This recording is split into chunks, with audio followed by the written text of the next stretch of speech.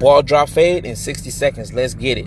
I'm doing that first line. I'm cleaning it out with my T-outliners. Then I'm taking this shaver and I'm cleaning out the little stubble so you can get that nice little bottom blend. Then I'm taking my clips all the way open and I'm flicking it out about just a half an inch. See that little flick? Then I'm taking my 1-guard clip still all the way open and I'm doing that same half-inch flick up. Then I'm going to take my 2 clips, the largest clips, and I'm going straight up. Watch the motion. Straight up, straight up, straight up.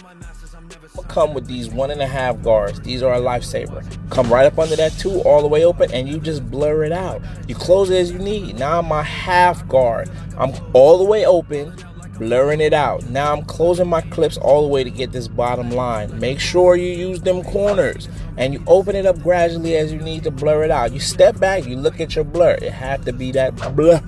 Now I'm coming with the liners. I'm going to keep them sharp. No pushbacks. And I'm going to hit them with the razor.